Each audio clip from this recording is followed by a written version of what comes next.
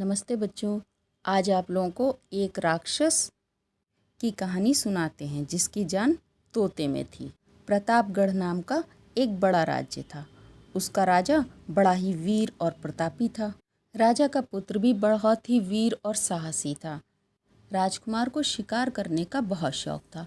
एक बार वो कुछ मित्रों और सैनिकों को साथ लेकर जंगल में शिकार खेलने गया। शिकार की तलाश में अपने साथियों से अलग हो गया और घने जंगल में पहुंच गया। चलते चलते संध्या हो गई थी। उसका घोड़ा भी थक चुका था, पर उसे शिकार कहीं भी दिखाई नहीं दिया।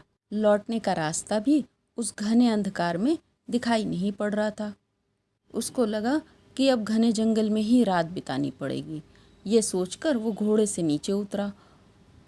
कुछ दूर चलने पर उसको रोशनी दिखाई दी। वो रोशनी की तरफ बढ़ चला। पास पहुंचने पर उसने देखा कि रोशनी एक महल से आ रही थी। महल के फाटक को छूते ही वो खुल गया। अंदर बड़ी सजावट दिखाई दे रही थी। महल बहुत बड़ा था, पर वहाँ कोई इंसान या जानवर कोई भी दिखाई नहीं दे रहा था।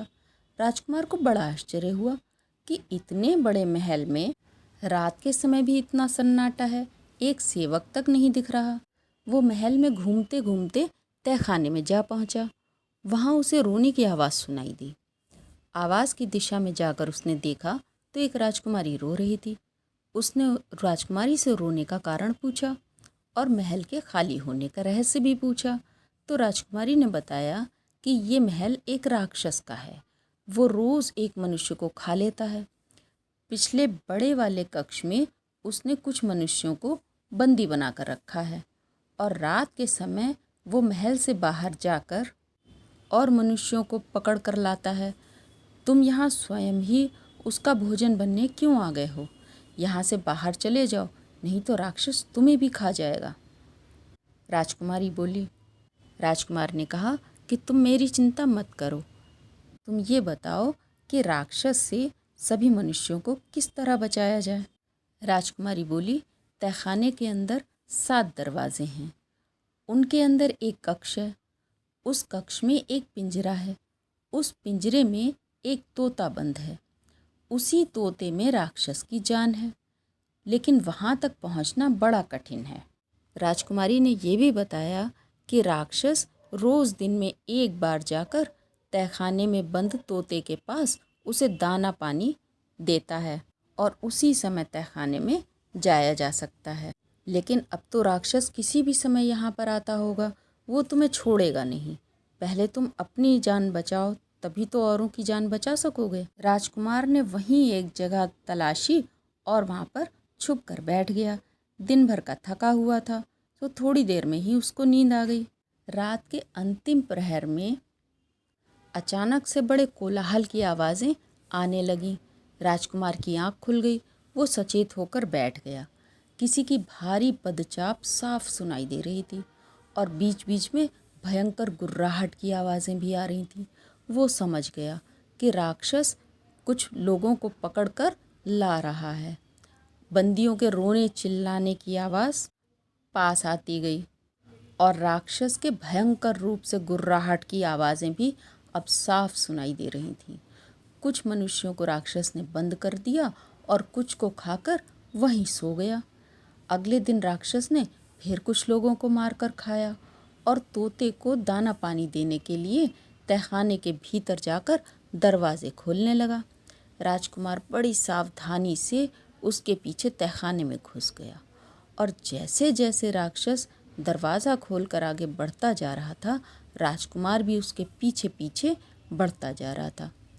कक्ष में पहुंचने पर राक्षस अपने तोते के पिंजरे के पास पहुंचा। वो बड़े प्यार से अपने तोते को पुचकारने लगा। राजकुमार राक्षस के पीछे कक्ष में जाकर छिपकर बैठ गया। तोते को दाना पानी देने के बाद राक्षस बाहर चला गया, लेकिन राजकुमार वहीं छिपा रहा। रात को जब राक्षस महल से बाहर चला गया, तब राजकुमार ने पिंजरे से तोते को बाहर निकाला। राजकुमारी ने बताया था कि तोते में राक्षस की जान है।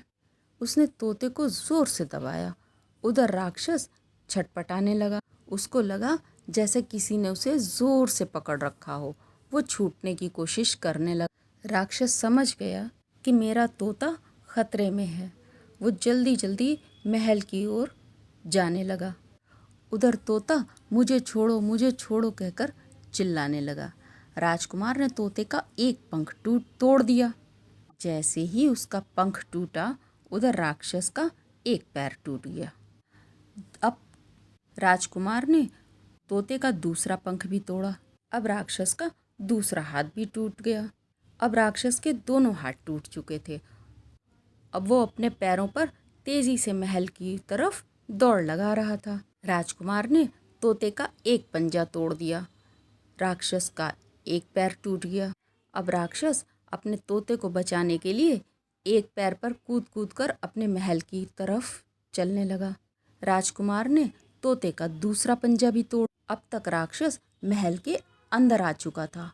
वो तेज गर्जना करता हुआ लुढ़क लुढ़क कर अंदर आने लगा।